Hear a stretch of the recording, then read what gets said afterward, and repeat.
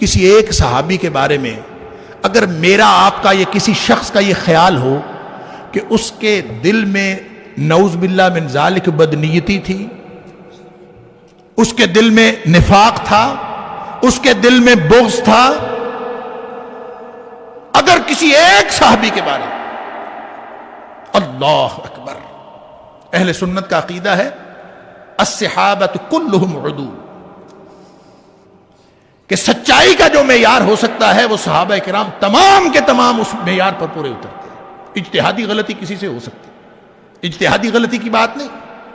اگر کسی ایک صحابی کے بارے میں یہ خیال ہو کہ وہ اس کے دل میں بدنیتی ہے، نعوذ باللہ من ذالک، تو اس کا مطلب پتہ کیا ہے؟ اس کا مطلب یہ ہے کہ ہم نے اس ادارہ نبوت کو چوٹ لگائی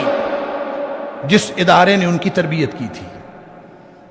تربیت کرنے والے تو نبی پاک صلی اللہ علیہ وسلم تھے۔ اس کا مطلب یہ ہوگا نعوذ باللہ من ذالک کہ نبی کریم صلی اللہ علیہ وسلم کی تربیت میں نقص۔ اس کا مطلب یہ ہوگا کہ نبی کریم صلی اللہ علیہ وسلم جن کو دین دے کے جا رہے ہیں،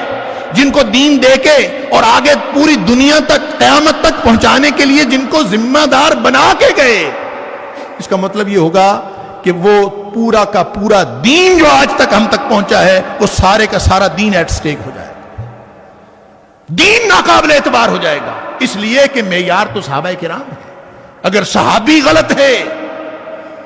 اور اللہ تعالیٰ نے قرآن میں سرٹیفکیٹ دے دیا، کوئی کہتا ہے یہودی ہو جاؤ تو ایماندار بننے کا معیار یہ ہے، کوئی کہتا ہے عیسائی ہو جاؤ، فرمایا فَإِنْ آمَنُوا بِمِثْلِ مَا آمَنْتُمْ بِهِ فَقَدْ اهْتَدَوْا،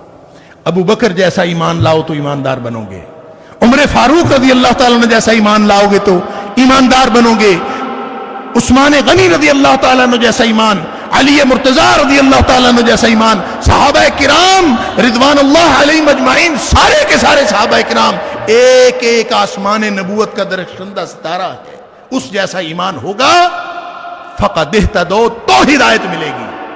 اگر صحابہ کرام جیسا ایمان نہ ہوا، ان کو معیار نہ سمجھا، اور ان کا معیار پتہ کیا تھا؟ ایمان پتہ کیا ہوتا ہے؟ اس تفصیل سے قطع نظر کہ ایمان سے کیا مراد ہے، سادہ سی طالب علمانہ بات یہ ہے کہ ایمان مان لینے کا نام ہے،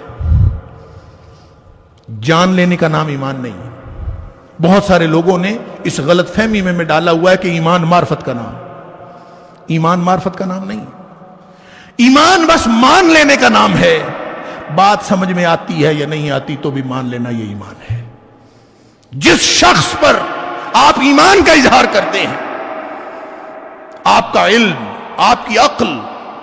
اور آپ کے حواس، آپ کے ہوش، آپ کا مشاہدہ کچھ بھی ساتھ نہ دے، تو جس پر ایمان کا اظہار کیا ہے اس کی ہر بات کو پھر بھی سچ کہنا، یہ ہے ایمان۔